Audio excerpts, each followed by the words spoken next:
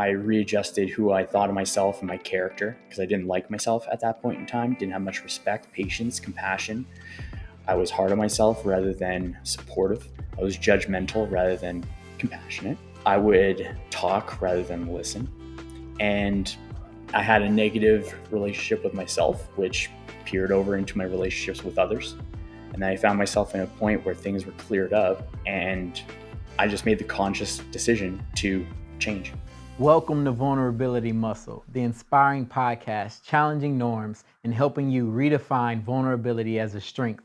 I'm your host, Reggie D. Ford.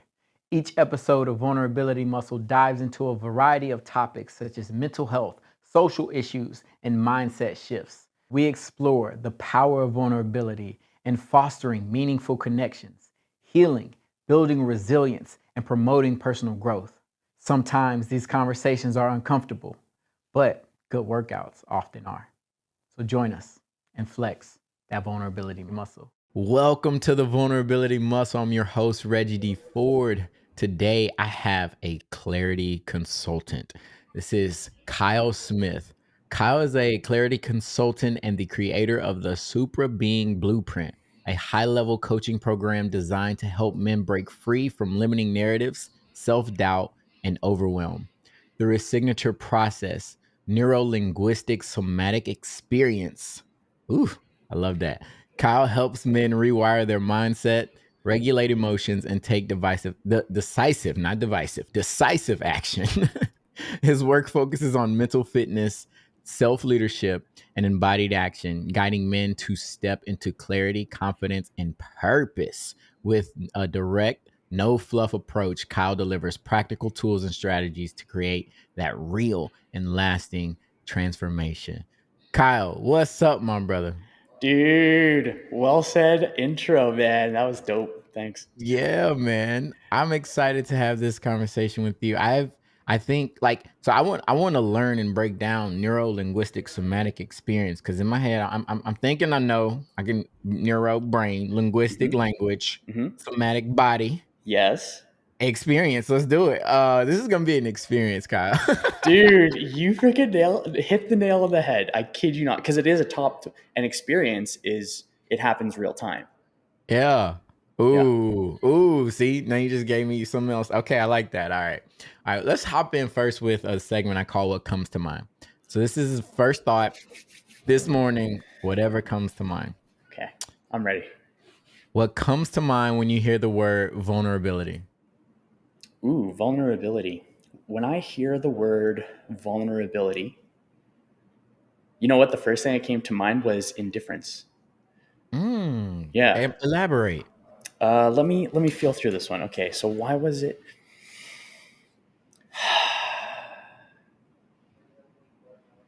I think it's indifference because I don't fear the word. Because because right when you said it, I was like, oh, this is a word that's like people are talking about vulnerability. It's like a popular word nowadays, and there was indifference, and the reason why I think that is, and I'm just spitballing. This is literally my first thoughts. I think that the reason why I personally have indifference is because I am not a slave to the word. So when the word is said, there's not an emotional or physiological response. And that's indifference. It's neutrality. Yeah. It's an energy neutrality. So the word does not own me. So I own the word.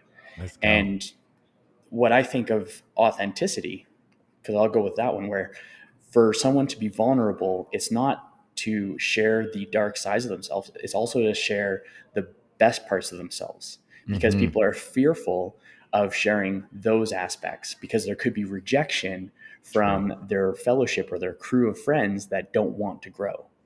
True. So I think vulnerability is more, I think it's an internal journey rather than it is expressing. And then authenticity, I define that as a very strong. Now I'll just put how I define it. I define authenticity as being the same person in public as you are in private. Yes. Because I did Yes. have someone, I had someone at the end of a podcast ask, "Are you always like this sincere?" And I said that in any context, I am the exact same person. Yes. And I'll Yes. adjust to what I think is appropriate to adjust to. Yeah. However, it's like that thing. And I think the vulnerability, yeah, I don't think vulnerability is, yeah, there's no like vibe to it. Anyways, that's I, what first came to mind. I love that. And I love that like I could visibly see you feeling or not feeling it in your body, like searching for that feeling in your body and recognizing what comes up. I can't wait to get into this. All right. What do you do? And again, I think I mentioned this earlier. You can limit this answer, but what do you do to center yourself when you're feeling stressed, overwhelmed, maybe even depressed? Regulate the breath. Yes. Hmm. So good. Regulate the breath. And I'll add for more of that and this ties into what I do as well, because it's words, stories, and breath. Somatic being the breath. And the breath Hmm. is the language of the body. High and tight, good to fight. Low and slow, good to flow. Mm. And when we can regulate and we're in control of our breath, because the lungs are the only part of our autonomic nervous system we can control. I can't go like this. I can't say, hold on 2 seconds. I just stopped my heartbeat for 2 seconds. That Yeah, doesn't no, happen. can do However, I that. can say, and Yes. and I notice it too, because when we're high and tight in the chest, we get motor mouth. So when I'm excited about something and I'm like riffing fast, then I'll take a moment, down regulate, and Mhm. that makes me the thermostat rather than the thermometer. I'm Mm. I'm regulating my internal temperature to my liking, my Goldilocks zone, which is energy neutrality, and then it's better to, in my opinion, is better than being the thermometer where you're reacting to the external and internal stimuli, Yeah. because Yeah. one takes ownership. So I can take ownership of my breath and direct the, I call it the animal being. We have the conscious being, animal being, and intuitive being.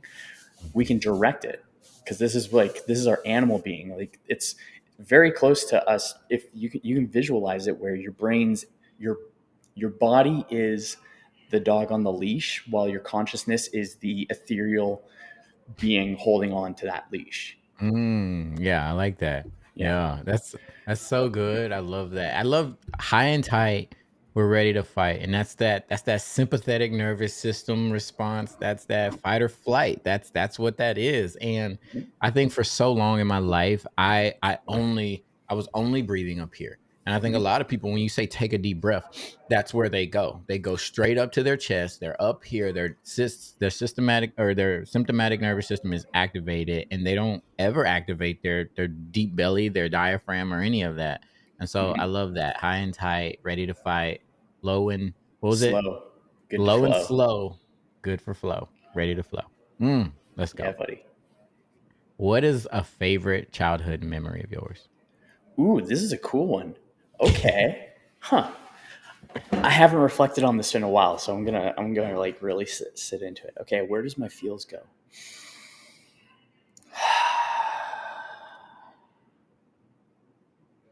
There's one in particular that came to mind that popped out the most, and this is a cool one. So I'm originally from New Brunswick. From the east side of Canada, and Mhm. there was this day, and it was a while back. So it would have been, I would have been 6, 7, 8, around there, like early 9 maybe, around there. 6, 7, 8. That would make the most sense. And I was at my grandparents' place in Milford, St. John, New Brunswick. For anyone that's listening, maybe you know, they're in Milford, and Mom was coming to pick us, my brother and I, up from work, and we were just hanging out down there, and it started pouring, and it was a wild pour, like crazy pour, and the thing that I remember it vividly, where it was a warm rain. It wasn't a cold rain, and Mm. it was warm, and it was just a lot, and all of us kids were just goofing around in the rain. We were going through the puddles and stuff, and then my mom joined in after that one too. It was just that was a good one. That was fun. Yeah. Yeah. It's good. I think like especially seeing your mom, like I can visualize seeing your mom coming out playing with the kids, like that inner child coming out Totally. that child Yeah. in you that you were, but then the inner child of parents around.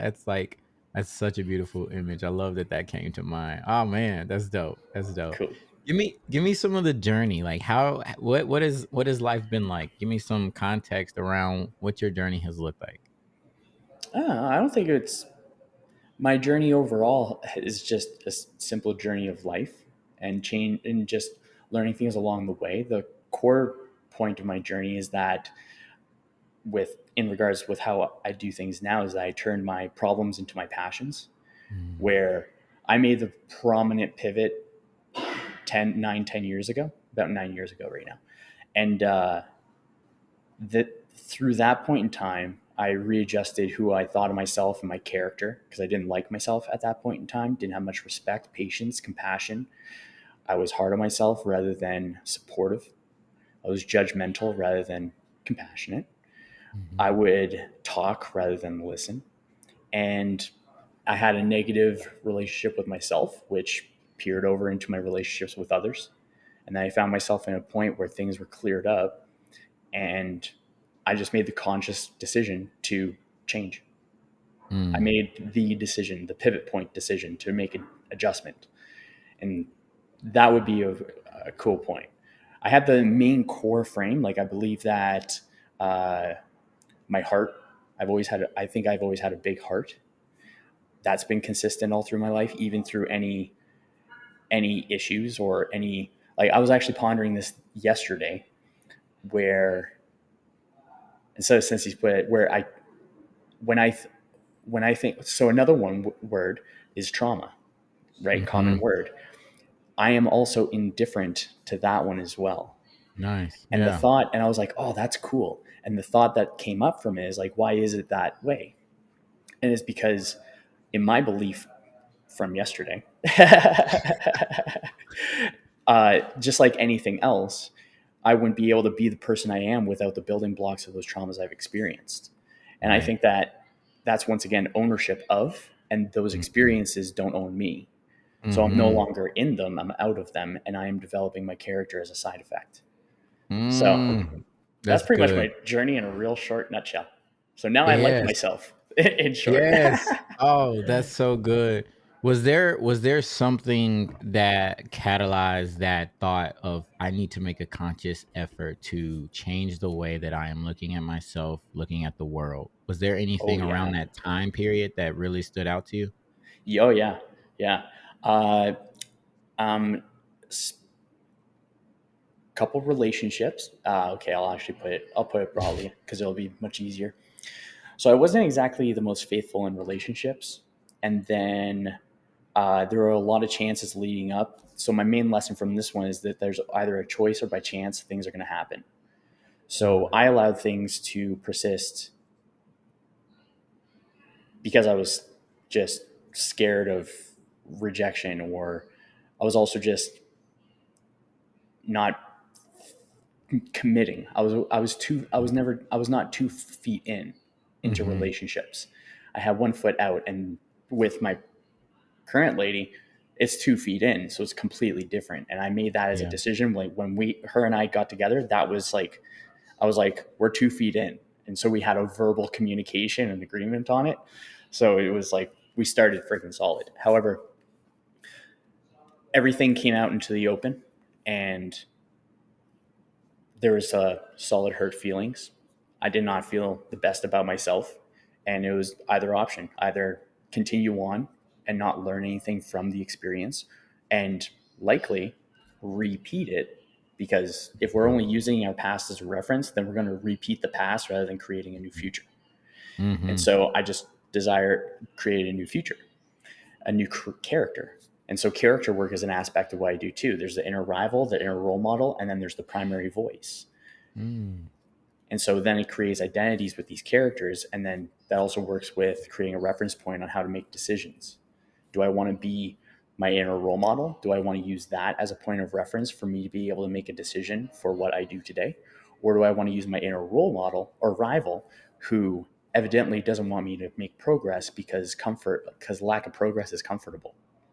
Mhm. Which Yeah. one do I want to which one do I want to listen to? And as the primary, so who you're speaking to and who I'm speaking to, we're the primary decision makers. We're the captain of the ship. People like to take a back seat. However, then people are, they're not able to be present, and they're not able to make their own decisions autonomously. There's other people making decisions for them. And so that's a dangerous place to be. So then as the primary and the inner rival and role model, you can make a decision. And so I created that. Wow. That's really cool. I like character work. It sounds similar to parts work, but these parts have specific roles. The roles of I'm a rival or I'm a role model. I'm influencing your behavior one way or the other, but the primary is I have autonomy in all of this. I have autonomy what I listen to, what I choose to do, and all of that. I love that. What led you to building out your blueprint and developing NLSE? This is a couple points on this one. So a couple things through this 9 years of this change, I tried a couple different ways to improve myself and improve my well-being. And there are things that worked and then things that didn't work. And the two things that worked the most and that fit a standard that I wanted to hold, where it was flexible, I didn't have to go somewhere in order to do the practice, and high leverage, something small that has a lot of impact. I want to do 20% work with 80% reward. And so the things that NLSE is a combination of is story work and breath work. So I put those together. So I was doing breath work since 2013. And then story work I was introduced to 4 years ago. And from there, just was able to mold the mind, be able to regulate breath. And then character work went in, is a little combination of those three. So it's story work, breath work, character work. That's what NLSE all puts together. Okay. And what I also note, so I changed that for myself. So I created those ones. Another thing that I also recognize from my objective and subjective point of view is that there is seldom support, so little support for fellas, for men that want to grow and develop in a way that is not, in a way that it brings out who they want to be. So it's bringing clarity to the person that they want to be, and then creating their own values and structure the values or virtues that they want to live up with or live up to or use as a way to live it. And how it differs from practice is that when I'm working with ladies in contrast with dudes, is ladies will focus on love and the emotions, and then fellas will focus more on respect, because the side effect of respect is love. And being in practice, that's when we're going to reap the most rewards. If we When you say respect, are you saying respect that they receive, the respect that they give, the respect that they give themselves? What do you mean? all of those, I think respect would be an umbrella, because I think that if we have no respect for ourselves, it's unlikely that we're going to have respect for others. And if we have that respect for others without ourselves, then I don't think that that's going to be helpful in any way. That's just projecting still. It's not reflecting, because the power is either going to come from outside of us or within us. And I think that when we learn to respect ourselves, it's a side effect of us showing our work. It's stacking up. It's creating a stack of undeniable evidence that we are who we say we are. And as a side effect, there's a really good chance that we're providing value, utility, presence, self-awareness, reassurance, safety to the people around us. And in World War II, there was an example that's, I think, pretty crazy on this one, where it was in the UK, and after the bombings, they were down on folks that were able to transport medical units and stuff like that, like food or water or stuff like that for the people that weren't at war. They were just in the town. And because of this lack of individuals, they went into mental asylums. And there were some fellas there that were months, years, bedridden, depressed. They didn't do anything. They were just like, so like, no respect for themselves. And then Mm-hmm. what happened is they were like, no, you got to go work because you're literally delivering these goods to people that aren't able to get themselves. And what happened is that all of their depression symptoms, because depression is a symptom of, it is not the cause. Mm. What they found is that their depression symptoms all went away. There is none. And it's Wow. because they were providing value. And as a side effect of providing value, even if they didn't want to do the work, they were getting that respect as a side effect. And then over Wow. time, their opinion of themselves, that's how I define mindset. Mindset is the stories we tell ourselves about ourselves or our opinion of ourselves. That improved. We can have a higher opinion of ourselves or a lesser opinion of ourselves. Mm-hmm. Go I for love higher, that. you're going to feel better. Oh yeah, I love that. Can you elaborate on what you just said about depression being a symptom of versus can you elaborate on that? Sure. For so for and this is how I work with folks too. So this is just from my personal experience as well, Mm-hmm. from having moments of feeling depressed, not being depressed, feeling depressed, because it's two different things. So anxiety is a symptom, happiness is a symptom, motivation's a symptom. Emotions don't just pop up. There's something up here that's running downstream to influence or encourage or inspire a particular narrative. And Mm-hmm. that narrative is going to provide the emotional feelings. That's why, like, you say a word and you can have a feeling, right? Yeah. And so that's how words are so important to us, because they're going to be the things that's going to influence our frame of the world around us, what we look for to prove our opinions, as well as how we're going to feel on the inside. Because it could be someone's low opinion of themselves that they have depression, deep rest. And then you can Mm-hmm. I actually view it as that is a point to which the present version of you no longer is, it's no longer value to you. Mm. Your opinion Yeah. of yourself is on the back end. You want to have a higher opinion of yourself, and that's stepping into the person that you possibly could be rather than the person that you simply accept to be. Wow. Wow. Wow. And Wow. then I love that. and then if we just reinforce it, then it's just going to get progressively worse. Either by choice or by chance, we're going to do something about it. Yeah, yeah. I think we have that self-perpetuating um ability. Like whatever we put our attention to, that's what grows. And if we sit in negativity, if we sit in our depression, if we continuously say I am all of those things, I identify with all of those things, Mm-hmm. then that becomes our being. It Totally. literally I am is a form of being, and so but instead, if you start to talk to yourself differently, if you start to change the way that your mind is formulating and associating and all of those things, then you get to be and feel something totally different. How Totally. do you work with people to get them from a place where where that negative self-talk is there, where their mindset is in the gutter, to a place where it is much better? The main thing would be getting folks to think about their thinking, because we often accept rather than challenge thoughts that come to us. Mm. So going back to the rival role model, the rival is the one that wants to keep you depressed because they benefit from it. The role Yeah. model is like, no, you can step out of it.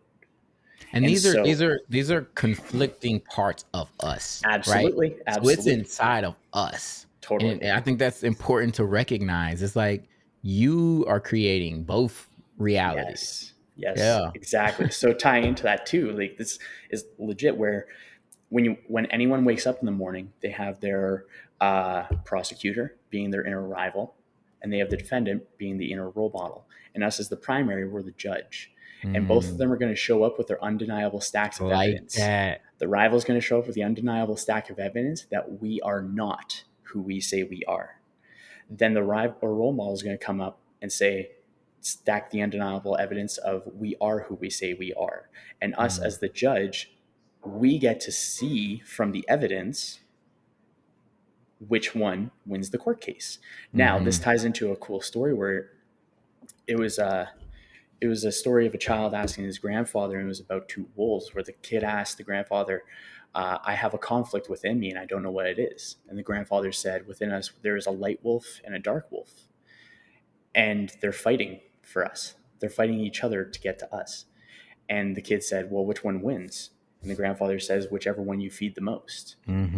So going with the court case example, who's getting more evidence?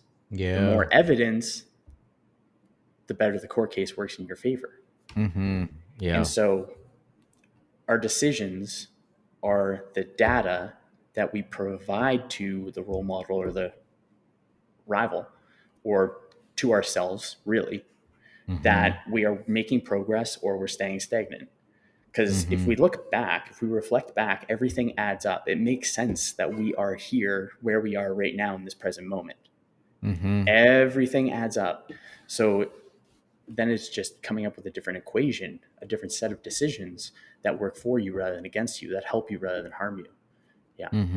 And so when I get people to think about their thinking, I get people to think about the words that they're saying and the accuracy behind them. So then, because someone could have a low opinion of themselves, and let's say they hang out with other people that have a low opinion of themselves, then they're going to affirm each other's opinion of themselves rather than challenge it. Yep. I like to challenge it and say, well, I don't know, like, why? What's the stories that you're telling about yourself? And then being able to go through that. Because a thing with thinking about your thinking as well is that words, I think of as the ethereal macronutrients of the mind. So macronutrients, Say that again? Words are the ethereal macronutrients of the mind. So we have macronutrients being carbs, fats, and proteins. The quality of the macronutrients is going to influence the quality of our body. The quality of the words that we speak and how we think and bring it to our mind that we consume are going to influence the quality of our thoughts. Quality words, good quality words, good quality thoughts, shit quality words, shit quality thoughts. And that's a way to be able to get people to understand that they're in control of the stories that they want to say, rather than adopting other people's stories and becoming a duplicate of their expectations. Oh man, that's good. You mentioned earlier that trauma, you don't have a negative feeling or reaction toward the word. You don't. It's neutral. I'm curious what your thoughts are around people who have experienced trauma. For instance, like I PTSD. I've experienced a lot of trauma and live with PTSD, and also the effects of complex PTSD. Cool. And one of the symptoms of that is a negative self-image, due to how the wiring of your brain happens during those formative years of life, and strained interpersonal relationships. So for a person who has, maybe their chemicals have changed in their brain, maybe their neural pathways have been deeply wired in a way, how is your work able to address some of those narratives? That's an awesome question. And the quick answer would be to change the meaning of the story itself. Because when we can change the meaning, because no matter what, it's going to mean something. Because I'll actually share this one too, where in my early 20s, I consciously adopted my past traumas in order to fit in with people nowadays. And so I think that changing the meaning of the story, if we don't change the meaning of the story, then it's going to continually go through it, because that could very well have created the pivot point for you to prosper and be of well intentions. Because if we don't experience the bad, we have no idea what good is. And I think of it like this too, where Gandhi he was in the military before he was a proponent for peace. Still later on in his life, even when he was in peace, he was like, I don't think I did enough for the military. And apparently he was up there like high level, like he was doing like special ops shenanigans. So I have the theory that in order for Gandhi to understand his capacity for good, he had to understand his capacity for violence. Mm-hmm. And I think that the people that experience the least amount of trauma are oftentimes a little bit more violent than the people who have. Mm. And I think that's interesting. That's just like, and I would say many, like a small amount of people. However, I think that it would be writing down the story. It'd be writing out the story. Then it'd be telling the story. So reading the story out loud. Then it'd be feeling it. Like, what does the story, what am I feeling right now? What does the story mean to me or mean about me? And it could mean, and this is what I like about trauma stories. You're still here, right? Like Yeah. you are, and I'm You speaking to you survived. directly on this one. Yeah. Yeah. You've survived to this point. So Yeah. if you're writing the story, what does the story mean to me? Oh, it means I'm resilient. It means I'm focused. It means I'm courageous. It means I don't give up. It Mm-hmm. means that I can grow. I can evolve. Now, suddenly that trauma doesn't look so bad. It's like, you know what? It sucked to experience, but damn, I like Look who I at all these am. powerful things. Yeah. Yeah. And then from there, like, let's say that story, that would change the meaning. And then by understanding where you feel it. So for fellas, I'll say, like, where do you feel it in your body? Oh, I feel it in my chest. Mm-hmm. So that would be heart space. Oh, I feel it in my gut. Oh, okay. Solar plexus. I feel it in my base of my spine. Root. So those are like chakra points too, right? And they all like tell a story. Yeah. And so then if there's that emotion, because some people will just, if it's a heavy story, then they'll cry and they'll just let it out. And then what I get folks to do is I get them to read and breathe. So at the end of every sentence, insert a breath.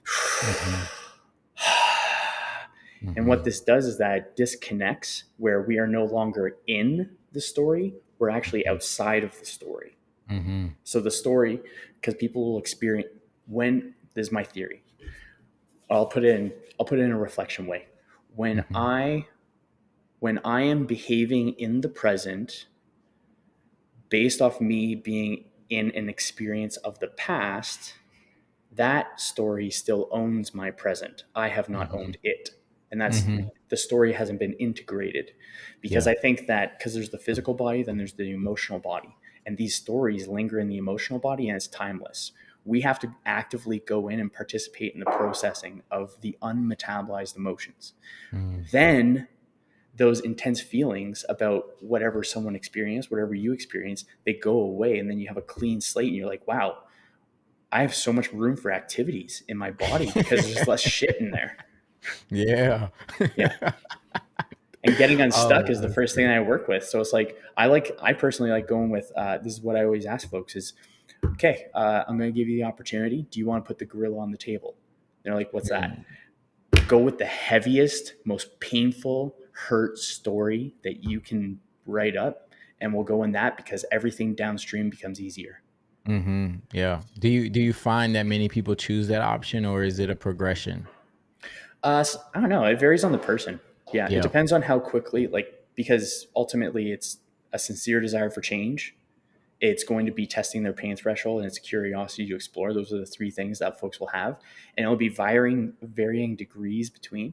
I have had people that have gone right for the freaking jugular, and it was a sick session. Like, it was sick. And then I've had folks that have like slowly got up there. And I tell folks too, like, there's no story that we can go into that'll have any impact on me. Like, I have no judgment to it. It's their story, not mine. So I'm just helping them flow through it. I'm more like a force ghost. I'm just on the side, just guiding people. Yeah. I like that. One of the things that I find for some people who have experienced bodily trauma is that the feeling of what I feel anywhere. Like, I may feel absolutely nothing. I may feel a heat in all of my body. How long does it take? And this varies for person to person, but like, how do you break that down to being able to identify just the tiniest bit of sensation in the physical body? Ooh, I like that question. That's a cool one. So Ask it one more time. I want to make sure I have a really cool thought on it. Yeah, so a person has experienced some form of physical bodily trauma that Mm-hmm. has in their mind shut off feeling. I don't want to feel and I don't feel.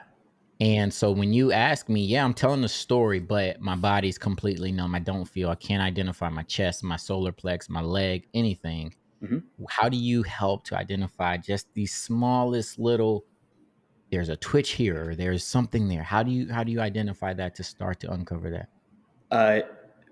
So that's a freaking sweet question. The first thing I would go in with, I would have the frame. This is the frame that I have for this one. Is if there's a disassociation, like they can't sense it, that's not a lack of emotion, it's an overwhelm of emotion. Mm-hmm. And so just by happenstance, just as a side effect of going into a story, it's going to break. Mm. Because it's going to break the person's homeostasis. Like Mm-hmm. that is normal for them, and it's breaking that.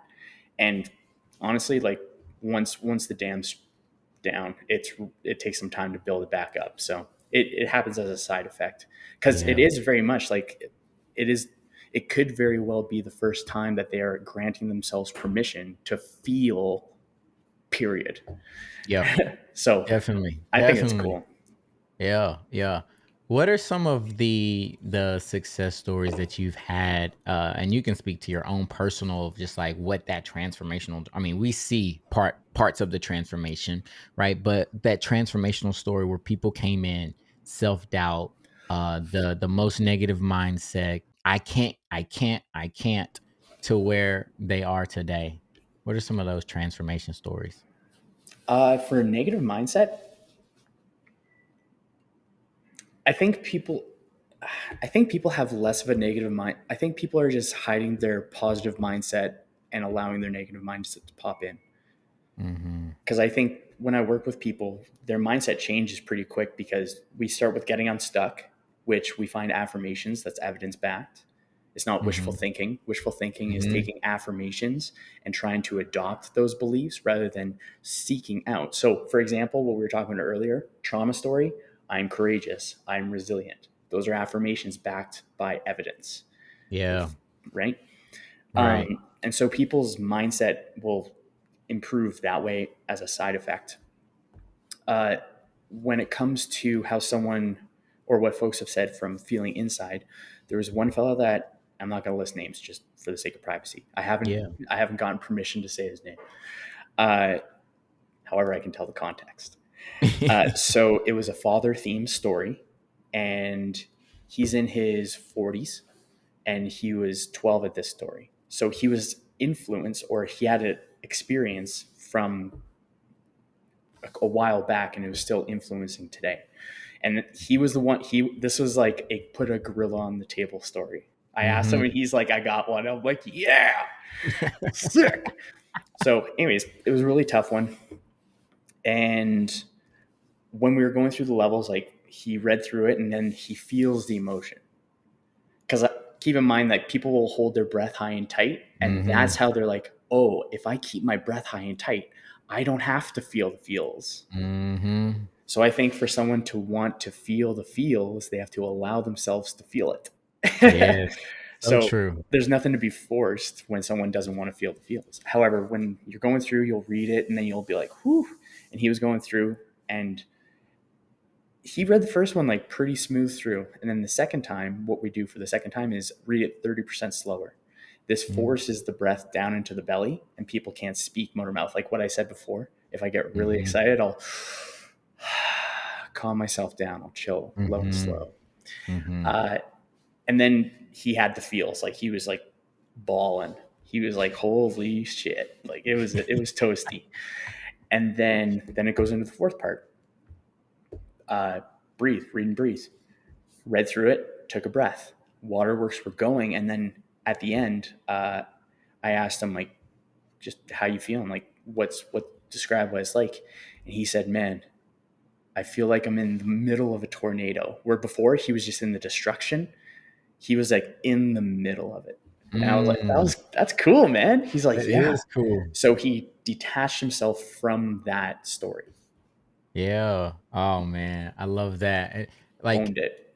You just reminded me of some, like when you said in the middle of the storm, like I've done sound baths, and there is what kind of drum is it? It's a drum with like beads inside it, and you just swirl it, and Oh, cool. it sounds like a different thing to different people. It feels like a different thing to different people.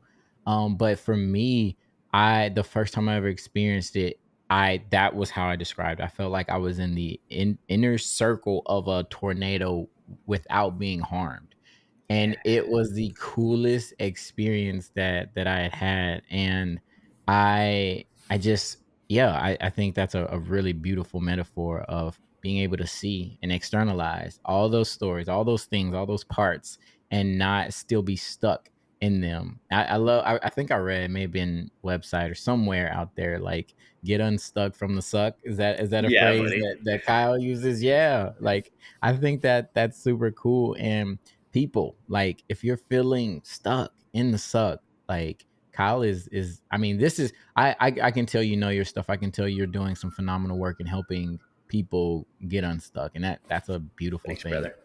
Yes. Can you give us, like, let's I hear some story work. I hear the character work. Can you give us a guided breath work, some guided breath work right Oh yeah, now on the air? So totally. I'll be your client. I'll be your client, Yeah. Okay, and let's cool. do some breath work. Let's see. What's your vibe overall right now? My vibe overall. So I got very poor sleep, so I'm running on fumes. We had some tornado warnings all last night.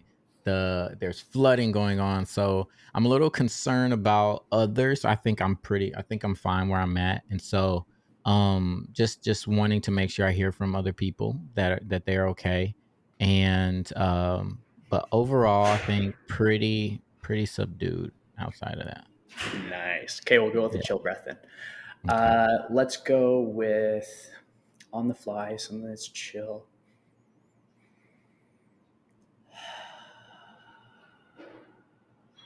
Okay, this will be a cool one. Okay. Get you set up. So we put one hand on your belly, one hand on your chest. Okay. So now you have no choice but to feel that. Mm-hmm. So it'll be a two-part breath where it'll be And if nice you're and chill. listening, you can follow along. Absolutely, yeah.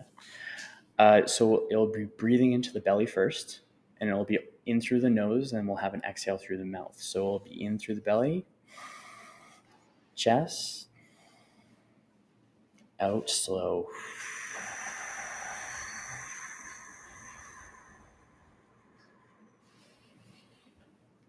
Belly, bring up to the chest,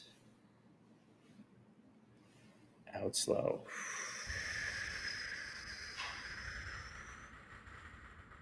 Now adding a tempo to it. In, two, through the belly, in, two, through the chest, out, 2, 3, 4, 5, 6, 7, 8. In, yep, right through, and out, 2, 3, 4, 5, 6, 7, 8. So now we'll add a hold in it. So we'll do 4 seconds in, 4-second hold, 8 seconds out. So we'll begin in 3, 2, 1. In, 2, 3, 4. Hold, 2, 3, 4. Out, 2, 3, 4, 5, 6, 7, 8. In, 2, 3, 4. Hold, 2, 3, 4. Out, 2, 3, 4, 5, 6, 7, 8. We'll do 2 more. In, 2, 3, 4. Hold, 2, 3, 4. Out, 2, 3, 4, 5, 6, 7, 8. Last one. In, 2, 3, 4. Hold, 2, 3, 4. out. 2, 3, 4, 5, 6, 7, 8. And we'll finish it off with a big inhale. Hold at the top. Squeeze the tension in the torso. Relax the shoulders. Relax the forehead. Relax your jaw. Hold for 3, 2, 1. Side out. Describe the vibe. Oh, I'm on a cloud. I am on a cloud. I feel like my circulation just increased in a great way. I feel I was very in tune with your voice, and so my mind wasn't even wandering.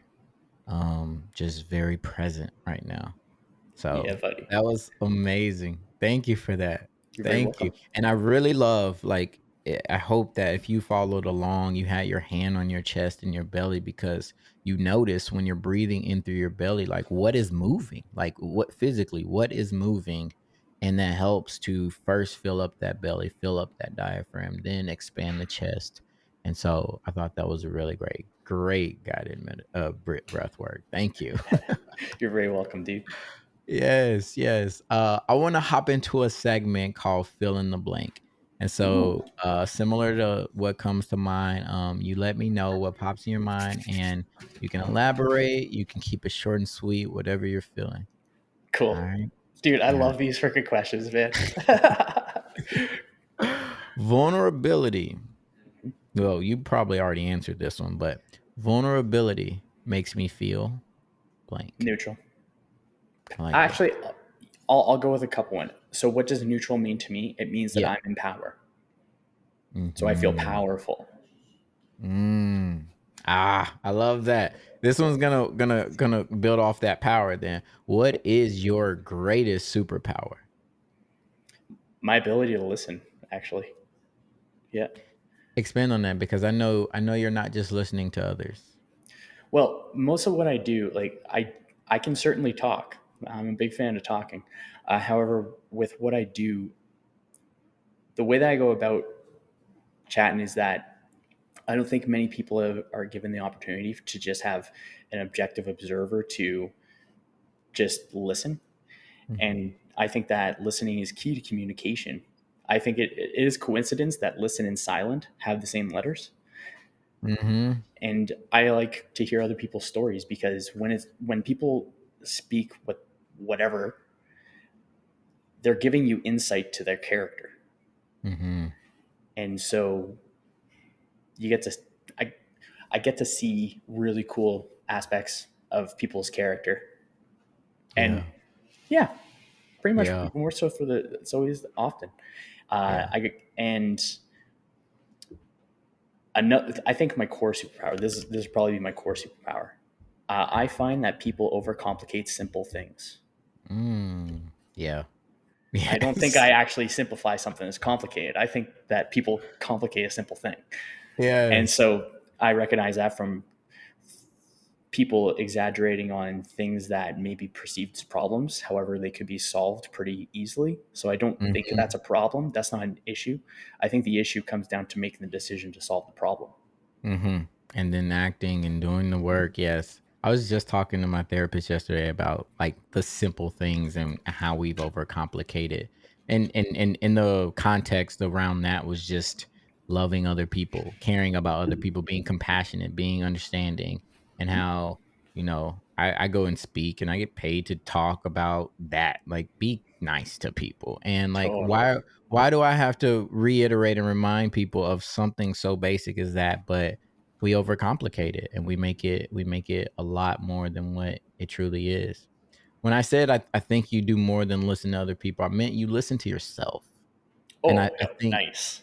yeah, you are very in tune with yourself. I love that when we hopped in, you didn't just go to Spitfire. You felt it. You practiced what you preach. And I think that was beautiful. And I love that you do that. Thanks, So dude. Oh man, yeah. I feel those words. Yeah. If I could tell my younger self, Kyle, anything, it would be, Hmm.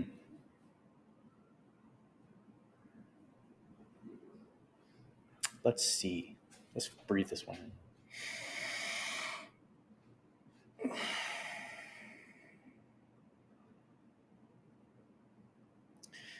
I'll actually tell a bit of a story on this one because it could be very accurate. So the way that, and I introduce this to people I work with too later on, the way that I view me today is that I am only of today. And I am a community of individuals that were me across the board. And the better relationship I have with each of those Kyles at all these variety of ages, the more there's going to be a streamlined flow of abundance all the way from birth until I kick the bucket. And so I wrote a story where it was about, so the theme, it was a father themed one. And my father passed away when I was 9.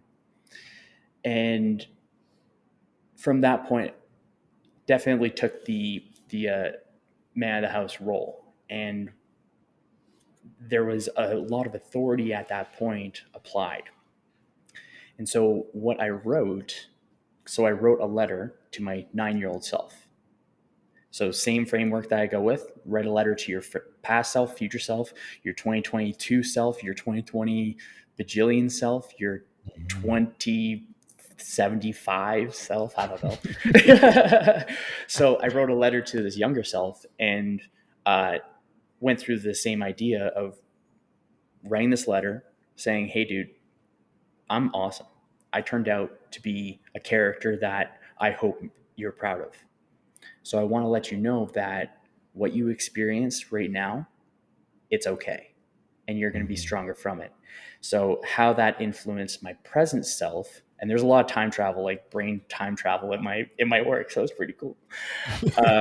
How that influenced my private or present self is I actually find myself tapping into my like childlike curiosity or desire for exploration and to put things together, take things apart, see how things work. So I would say that there's an integration rather than seeing a separation between me and my younger self. And I appreciate that he went through that experience because I have a much better opinion of myself now. So I would actually, if I were to put in that letter, like, because I'll go with what you said on the question. I'm not going to answer with what I've said before. I would go with,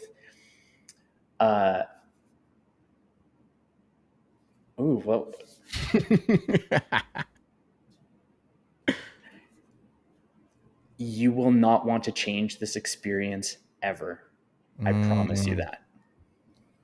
It sucks, and you will not want to change it because it's opened up a lot of opportunities and possibilities for how life is now.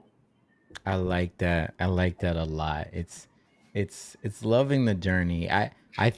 The what you've done in story work, what you've done with rewiring brains.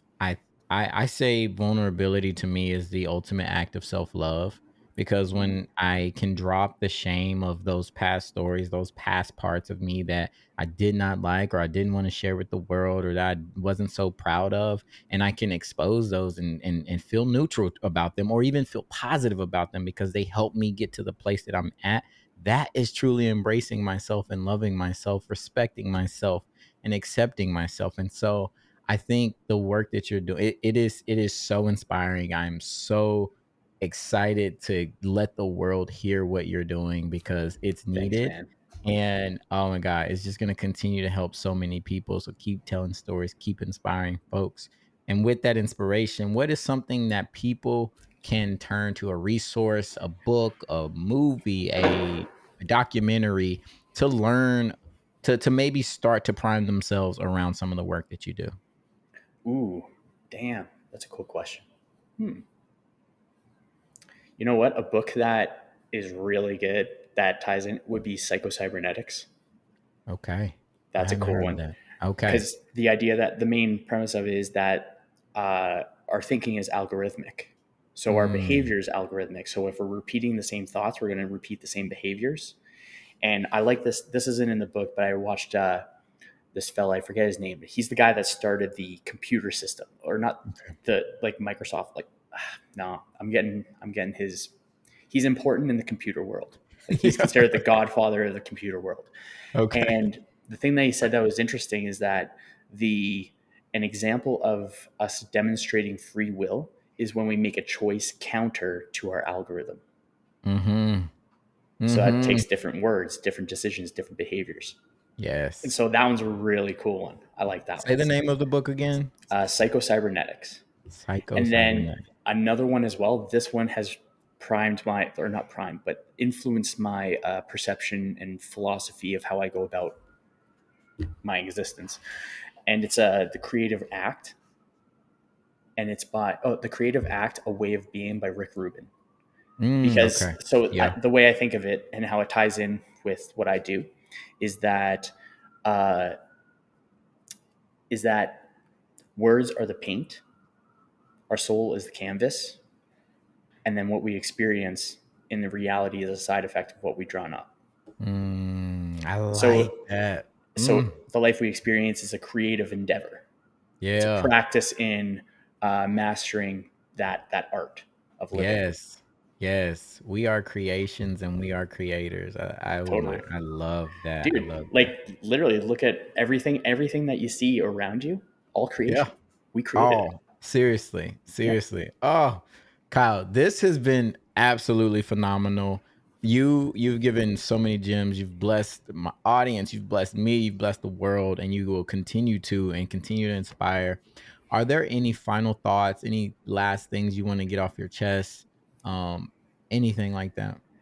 I will, and I think you'll like this. I'll share my own personal mantra that this is one that I like to share on the podcast, and it's keep up the kindness.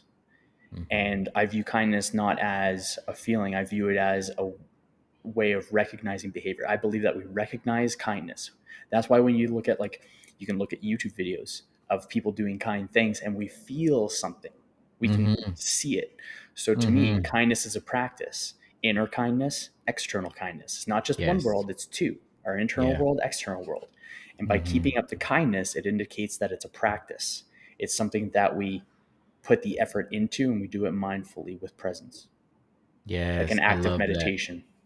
Yes, I love that. And there is even research that shows that acts of kindness help to improve your HRV, your heart rate variability, which is basically the signal of your nervous system, the health of your nervous system. And acts of kindness make you healthier. Viewing acts of kindness make you healthier. So I absolutely love that, Kyle. How can people reach you? How can they work with you? What are some of the ways that they can contact you? My website is clarityconsultant.ca. That's one way to check out my work, and then also message me there. And then for social platforms, my Instagram is the easiest one, Dapper Dude Kyle, DapperDudeKyle. And we can have a conversation. Dude. Oh, and if anyone Dapper listening Dude. does the breath work, shoot me a message. Let me know what you think. Yes, please. And if you're listening on YouTube, or if you're not listening on YouTube, go to YouTube, listen to it, leave a comment and let us know. But Kyle, this has been absolutely fantastic. Thank you. You've gotten my mind just going, and it's like where it was before and where it is now is in a great place. And I hope that the listeners feel the exact same way. Kyle, Awesome. with all the things that you could be doing, all the places you could be, I appreciate you being here with me, embracing vulnerability. Oh, dude, I could say with absolute certainty that where I am right now is exactly where I'm supposed to be. Thank you for joining us in another episode of Vulnerability Muscle. If you've enjoyed these conversations around vulnerability, please consider leaving a review. Your feedback not only motivates us to continue to do the work that we do, but it allows other people to witness the power of vulnerability. Share your thoughts on YouTube, Apple Podcasts, Spotify Podcasts, or wherever you're listening from. And don't forget to spread the word. You can follow us at Vulnerability Muscle on Instagram and me personally at Reggie D Ford across all platforms. Visit vulnerabilitymuscle.com for additional resources and support. And remember, embracing vulnerability is not a sign of weakness. It is the source of your greatest strength. Sometimes it's uncomfortable, but most workouts are. So keep flexing that vulnerability muscle.